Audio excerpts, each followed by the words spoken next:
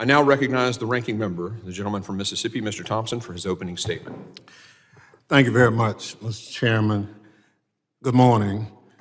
I want to begin by thanking Secretary Mayorkas for being here today. Mr. Secretary, your testimony before the committee, despite the unfounded extreme mega attacks against you, speaks to your character, integrity, and commitment to the Department of Homeland Security, its mission, and its people. In what seems like a split-screen day, this morning, the committee is holding its annual hearing on the Department of Homeland Security's budget requests. This afternoon, Republican members will deliver to the Senate their baseless articles of impeachment in perhaps the most politicized partisan stunt this committee has ever engaged in. From the moment the Secretary took office in February 2021, members of the other side of the aisle have unfairly targeted him for their own political gain. Chairman Green promised donors at a campaign event that he would bring an impeachment case against Secretary Mayorkas. He told his contributors to get the popcorn and promised it's going to be fun. According to an internal Republican memo, Republicans had already scheduled a committee vote to impeach the Secretary prior to holding a hearing. This entire thing was a sham from the start. After two hastily thrown together so-called impeachment hearings that provided not even a shred of evidence of an impeachable offense, Republicans short-circuited their own markup and refused to let Democrats offer amendments in their rush to the House floor. In advance of the vote, the Secretary, who is Jewish and whose mother survived the Holocaust, was referred to using language the American Jewish Committee has included in its glossary of anti-Semitic terms. Mr. Chairman, I ask unanimous consent to insert in the record an article describing this incident. So ordered. The impeachment vote failed. In another embarrassing miscalculation of House Republican leadership, on a second try, Republicans limped their sham impeachment articles across the finish line. Over 2 months later, Republicans are still transmitting the impeachment articles to the Senate, having waited until they thought the timing was politically advantageous. So much for the claims of urgency about the border. They wanted to have a dog and pony show march into the Senate, showing yet again what deeply unserious people they are.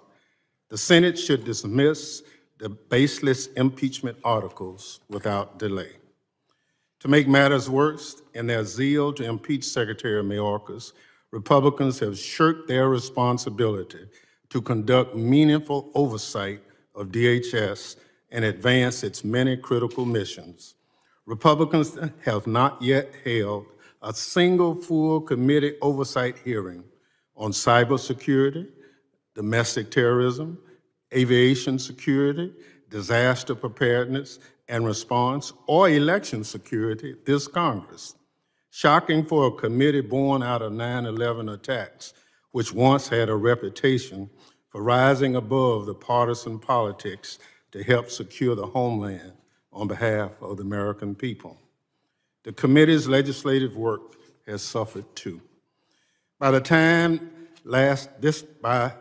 time last Congress, the committee had reported 49 measures, and that was during a global pandemic. This Congress, by contrast, the full committee has reported fewer than half that number. This is what happens when Republicans make someone who espouses political violence, pushes anti-Semitic tropes, and want to defund the FBI, the de facto leader of their party. This is what happens when Republicans prioritize the whims of extreme MAGA members over politics that serve the American people.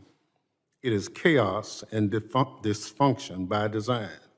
If you don't believe me, just look at how long it took us to elect a speaker. We did nothing but vote. after vote after vote. And to add insult to injury, Democrats were accused of slowing things down.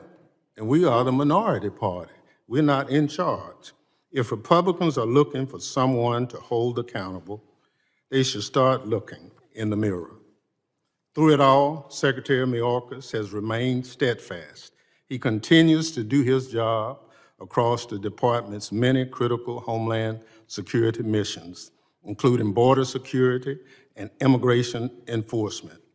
He's used the full range of authorities at his disposal and stretched the resources provided by Congress to secure the border.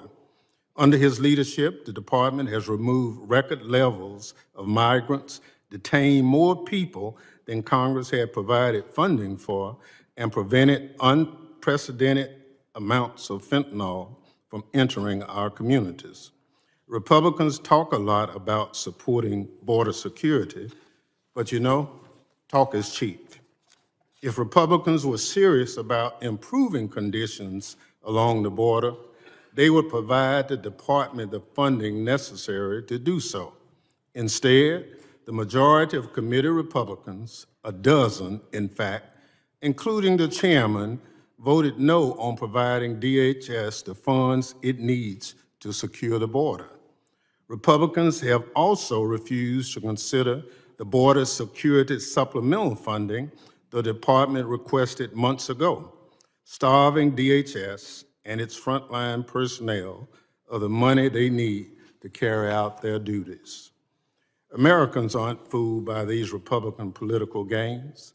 They understand that where you invest your resources speak to what you really value. If Republicans valued border security like they claim, they would pay for it.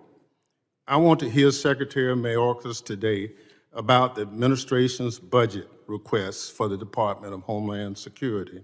I want to ask how we can support the department, its mission, and its 260,000 dedicated personnel.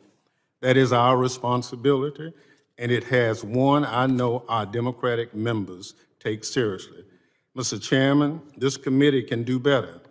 It has done better under leadership from chairmen of both parties. I look forward to returning to better days on this committee. Mr. Chair, I yield back. The gentleman yields. Other members of the committee are